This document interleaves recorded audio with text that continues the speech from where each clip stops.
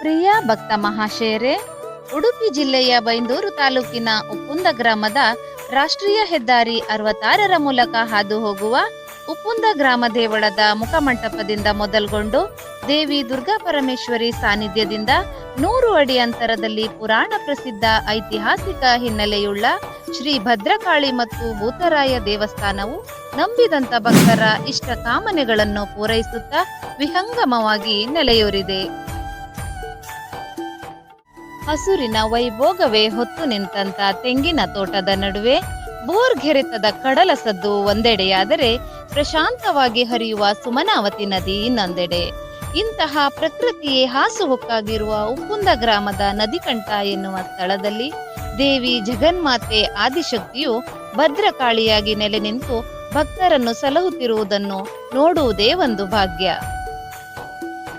ಶ್ರೀ ಭದ್ರಕಾಳಿ ಮತ್ತು ಭೂತರಾಯ ದೇವಸ್ಥಾನದ ಐತಿಹಾಸಿಕ ಹಿನ್ನೆಲೆಯನ್ನು ನೋಡುವುದಾದರೆ, ಸರಿಸುಮಾರು 350 ವರ್ಷಗಳ ಹಿಂದೆ ನಾಥ ಪಂಥದ ಭೈರಾಗಿ ಸನ್ಯಾಸಿಗಳು ಕೆರೆಯ ಆಶ್ರಯದ ಈ ಸ್ಥಳದಲ್ಲಿ ಜಪ, ತಪ, ಪೂಜೆ, ಪುನಸ್ಕಾರ ಹಾಗೂ ಅನುಷ್ಠಾನಗಳನ್ನು ಆಚರಿಸಿಕೊಂಡಿದ್ದು, ಕೊಲ್ಲೂರು ಮೂಕಾಂಬಿಕೆ ಹಾಗೂ ಗ್ರಾಮ ದೇವತೆ ದುರ್ಗಾ ಪರಮೇಶ್ವರಿಯ ಅನನ್ಯ ಭಕ್ತರಾದ ಈ ಸನ್ಯಾಸಿಗಳು ಅಶ್ವತ್ಥ ವೃಕ್ಷದ ಕೆಳಗೆ ಈಗಿನ ದೇವಿಯ ಸಾನ್ನಿಧ್ಯದಲ್ಲಿ ತಮ್ಮ ಅನುಷ್ಠಾನ, ಧಾರ್ಮಿಕ ವಿಧಿವಿಧಾನಗಳಿಂದ ಆದಿಶಕ್ತಿಯಾದ ಭದ್ರಕಾಳಿಯ ಆರಾಧನೆ ಮಾಡಿಕೊಂಡು ಪರಿಸರದ ಎಲ್ಲರಿಗೂ ಅನುಗ್ರಹ ಮಾಡಿಕೊಂಡಿದ್ದರು.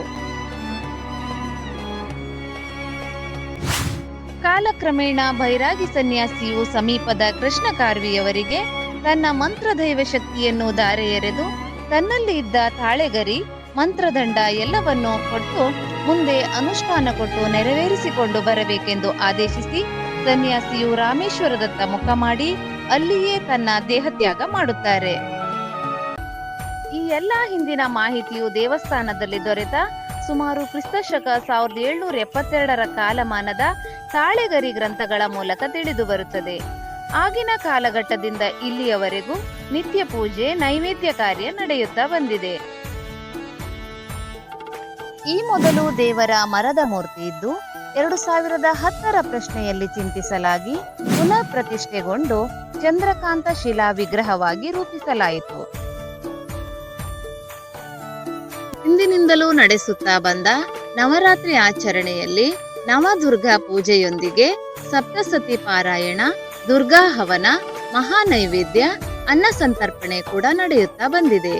ಪ್ರಸ್ತುತ ದೇವಸ್ಥಾನವು ಪುನರ್ ಪ್ರತಿಷ್ಠೆಗೊಂಡು 14 ವರ್ಷ ಕಳೆದಿದ್ದು, ಅಷ್ಟಮಂಗಲ ಪ್ರಶ್ನೆಯಲ್ಲಿ ಕಂಡುಬಂದಂತೆ ವಿದ್ವಾಂಸರ ಪ್ರಕಾರ ಅಷ್ಟಬಂಧ ಬ್ರಹ್ಮಕಲಶೋತ್ಸವವನ್ನು ಇದೇ ತಿಂಗಳ 14ರಿಂದ 16ರವರೆಗೆ ನೆರವೇರಿಸಲು ದೇವಸ್ಥಾನದ ಸಮಿತಿ, ಹಿರಿಯರು ಹಾಗೂ ಊರ ಪರ ಊರ ಗ್ರಾಮಸ್ಥರು ನಿರ್ಧರಿಸಿರುತ್ತಾರೆ. ಈ ಪ್ರಯುಕ್ತ ಆಸ್ತಿಕ ಮಹನೀಯರಾದ ತಮ್ಮಲ್ಲಿ ಅಮೂಲ್ಯ ಸಹಕಾರ ನಿರೀಕ್ಷಿಸುತ್ತಿದ್ದೇವೆ.